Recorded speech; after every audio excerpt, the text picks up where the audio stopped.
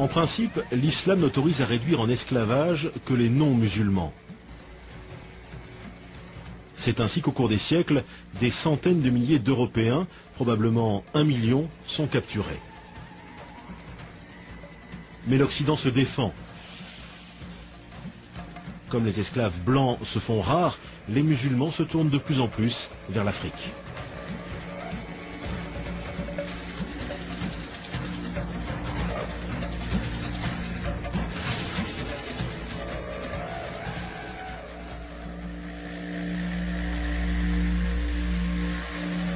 En Afrique, de nombreux Noirs sont musulmans. Or, on l'a vu, l'islam interdit de réduire en esclavage d'autres musulmans. Cette contradiction va être aisément surmontée. À mesure que le continent noir devient le principal réservoir d'esclaves, se développe un racisme qui justifie l'esclavage, comme dans la traite atlantique en somme. Il faut dire que bien avant que les chercheurs européens de l'anthropologie physique n'élaborent au XIXe siècle les théories raciales et fantaisistes que l'on sait, dans le monde arabe, on avait déjà figé dans le temps et de manière presque irréversible l'infériorité de l'homme nègre. Et cela par des érudits qui étaient respectés et très écoutés comme Ibn Khaldoun.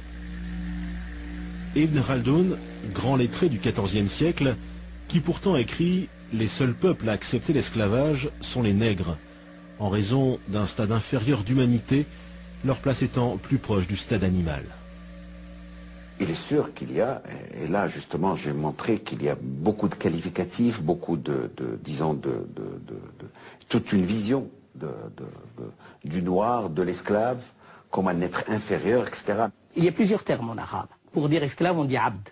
On va dire ghulam, zinji, on va dire aswad. Alors ce qui est intéressant, c'est que le terme de aswad veut dire noir.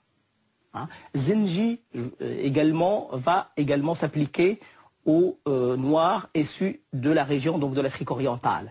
Donc on va progressivement assister à ce que la connotation régionale ou ethnique devienne l'équivalent d'esclave. Hein. Et encore aujourd'hui, dans les sociétés maghrébines, à titre d'exemple, dans le sud de la Tunisie, plutôt que de dire noir, on dit un esclave, on dit abd. Au nom de ces théories, l'Afrique connaît 14 siècles de chasse à l'esclave.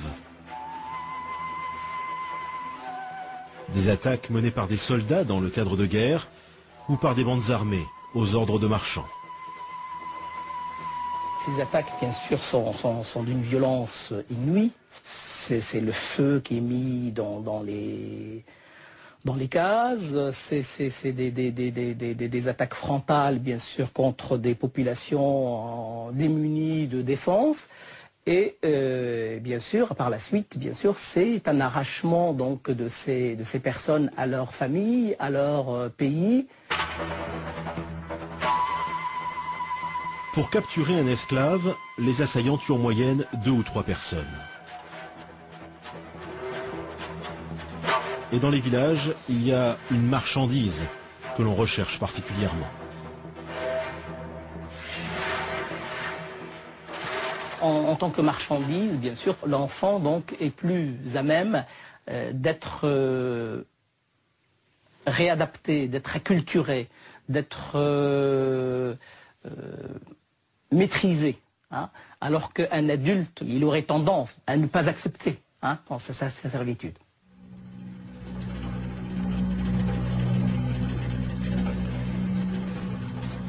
Une fois capturés, pour les esclaves, adultes ou enfants, commence alors un long périple. Pendant plus de 1400 ans, la traite suit quasiment les mêmes chemins. Si la route de l'Atlantique a laissé des traces dans l'histoire, le Sahara, lui, a effacé celle des esclaves. 7 millions de personnes y auraient transité sous la conduite de négriers appelés des galabes, des bouviers. On ne distingue pas les esclaves des troupeaux d'animaux. La traversée du désert vers le Maghreb ou le bassin du Nil dure d'1 à 3 mois dans des conditions terribles. Certaines études ont semblé montrer que c'est d'abord ce premier voyage à l'intérieur du continent qui est qui fait le plus de victimes. Seuls ceux qui étaient en très bonne santé donc, pouvaient arriver donc, au terme de la caravane. Manque d'eau, maladie, épuisement, 20 à 30% des captifs succombent. Une mortalité qui approche celle de la traite atlantique. Les esclaves sont également transportés par bateau vers la péninsule arabique ou le Caire. Jusqu'au XXe siècle, 8 millions de personnes auraient ainsi été déportées par la mer Rouge. Ils sont entassés dans des boutres, dans des conditions qui, là encore, n'ont pas grand-chose à envier aux navires négriers européens.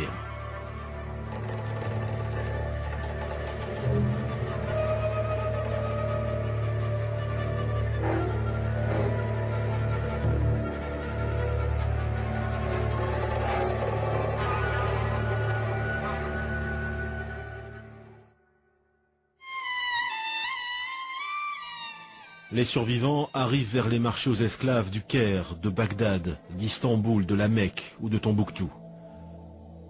Là, une partie d'entre eux subit une terrible opération, la castration. Ce qui est triste à dire, c'est que les ateliers de castration, c'est que la nature de l'opération elle-même est une opération qui, malheureusement, donc, laisse très peu de chance pour l'enfant châtré. Donc l'espoir de survie de l'enfant sont quand même assez minimes. Les opérations de castration faisaient périr entre 70 et 80%. Ça vous donne une idée du massacre. Ce qui explique le prix très élevé également de l'eunuque sur les marchés.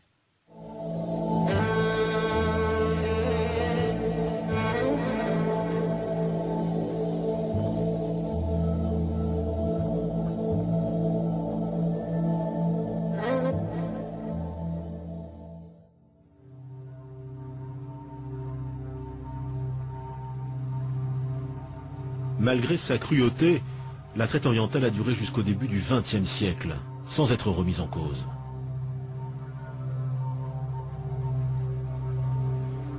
On passe alors des dessins à la photographie. En 1880, des voyageurs anglais découvrent et photographient ces bateaux chargés d'esclaves.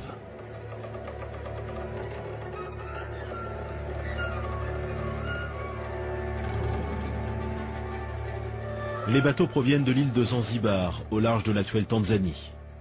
Depuis le XVIIIe siècle, ce comptoir arabe est devenu une plaque tournante du commerce. Zanzibar, c'est l'autre Gorée, une Gorée dont on parle peu et que l'on visite rarement. Chaque année, environ 15 000 esclaves sont parqués ici, dans des conditions épouvantables, avant d'être déportés vers l'Arabie, voire le Brésil.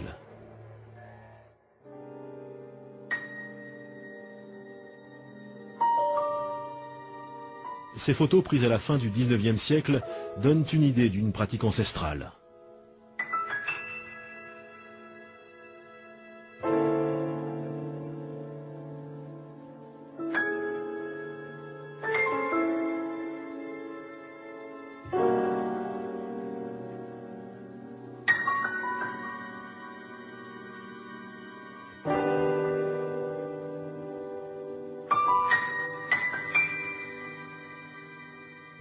Ce cliché, tout aussi exceptionnel, montre des esclaves au travail, dans une plantation de clous de girofle. En 1830, 100 000 esclaves travaillent dans les plantations de Zanzibar. Ils sont soumis aux mêmes tâches qu'aux Amériques.